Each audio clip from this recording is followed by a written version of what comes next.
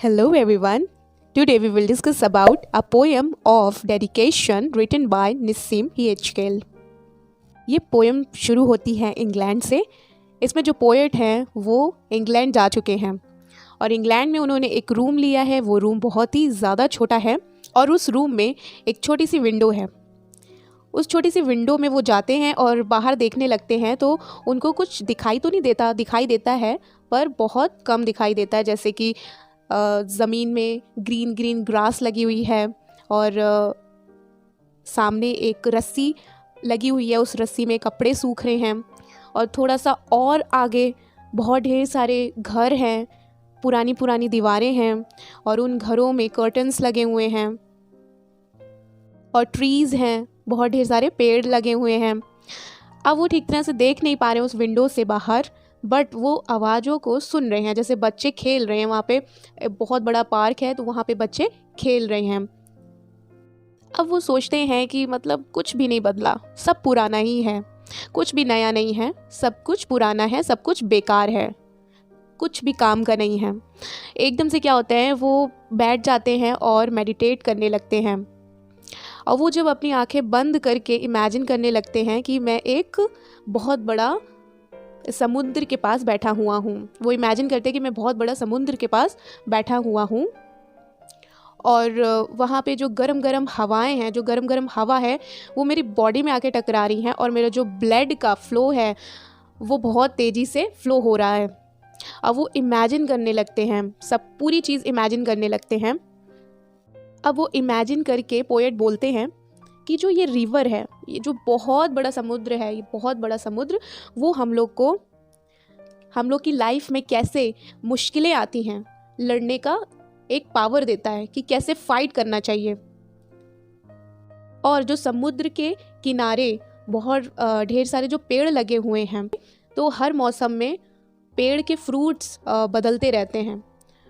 तो यहाँ पोएट कह रहे हैं ऐसे ही टाइम चेंज होता रहता है। पोएट कह रहे हैं कि ये जो नेचर है हम लोग की लाइफ को कैसे इम्प्रूव कर देता है कि जैसे हम लोग नेचर को देखते हैं तो एकदम रिलैक्स फील करते हैं, माइंड एकदम फ्रेश हो जाता है, हम लोग सब कुछ भूल जाते हैं। एक पल के लिए तो सब कुछ ही भूल जाते हैं। जब हम लोग कुछ देख लेते हैं, जैसे बारिश होने वाली है तो हम लोग देखते हैं अरे बारिश होने वाली, तो एकदम से हम लोग भूल जाते हैं। ऐसे ही पोएट कह रहे हैं कि नेचर लाइफ को बहुत ज़्यादा इम्प्रूव करता है, हम लोग को फ्रेश बनाता है, रिलैक्स हम लोग महसूस करने लगते हैं। पोएट कह रहे हैं जो रिवर होता है, जो समुद्र होता है, उसकी जो वेव्स होती हैं वो हमेशा चलती रहती हैं और जो ट्री होते हैं उनके जो किनारे समुद्र के किनारे जो ट्री लगे रहते हैं उनकी रूट, उनकी जो जड़ें होती हैं वो कितनी टाइट होती हैं। मतलब समुद्र के किनारे जो ट्री होते हैं ना, जितना भी पानी आ जाए वो गिरता नहीं है, पेड़ गिरता नहीं है, क्योंकि उनकी जो जड़ें होती है पेड़ की वो बहुत ज़्यादा मजबूत हो जाती है। तो पोएट हम लोग को रिवर और ट्री का जो रूट है वो ऐसा बताना चाह रहे हैं कि चाहे जितनी भी मुश्किलें आए लाइफ में, तो ट्री हमको ये दर्शा रहे हैं कि हमेशा खड़े रहना है, डटे रहना है और अपनी जो भी मुश्किलें हैं उससे फाइट करना है। ये नहीं कि डर के भाग जाए, नहीं, उससे हमेशा लड़ना है। और पोएट कह रहे हैं कि इससे अच्छा एग्जाम्पल तो हो ही नहीं सकता। ट्री और रिवर का एग्जाम्पल है कि कैसे हम लोग को लड़ना है, भागना नहीं है, लड़ना है। तो ये जो एग्जाम्पल है, इससे अच्छा एग्जाम्पल हो ही नहीं सकता सीखने के लिए कि अपनी लाइफ में हम लोग कैसे लड़ें। अब पोएट कह रहे हैं एक दिन में कोई पोएट नहीं बन सकता और एक दिन में छोटा बच्चा एकदम से बड़ा नहीं हो सकता।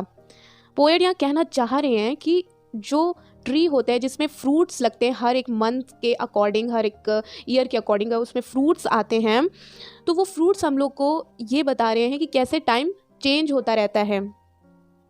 तो टाइम जब चेंज होता है तो हम लोग की लाइफ में अप एंड डाउन तो लगा ही रहता है, स्ट्रगल लगा ही रहता है।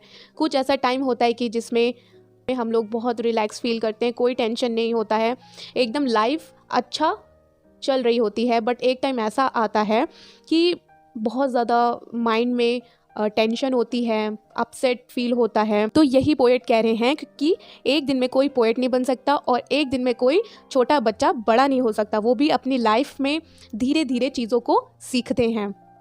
तो ऐसे ही फ्रूट जो ट्री होते हैं उनके जो फ्रूट्स होते हैं जो चेंज होते रहते हैं, ऐसे टाइम हम लोग का चेंज होता रहता है, उस टाइम के अकॉर्डिंग हम लोग भी बहुत कुछ इम्प्रूव कर लेते हैं, बहुत कुछ सीख लेते हैं। अब पोएट कह रहे हैं कि काफ़ी लोग हैं जो अपने माइंड में ना ये सेट कर लेते हैं कि हमारा टाइम बहुत ज़्यादा बुरा चल रहा है और बहुत उल्टा सोच लेते हैं, और उनके माइंड में क्योंकि वो सेट होता है। तो पोएट कह रहे हैं कि हमेशा अपने माइंड को पॉजिटिव रखें और जितने भी अप एंड डाउन आए तो उनसे लड़ना सीखें। पोएट कह रहे हैं कभी भी अपना नेचर वैसा ना बनाना कि लाइफ में बहुत ज़्यादा सफल हो जाओ और अपने आप को भगवान मानने लगो, भगवान के तुल्य हो जाओ। तो पोएट कह रहे हैं अपने आप को कभी ऐसा ना बनाना कि मेरे सब कुछ पूरा हो गया है, ड्रीम पूरा हो गया है, फुलफिल हो गया है, तो कभी भी अपने आप को भगवान से कंपेयर मत करना।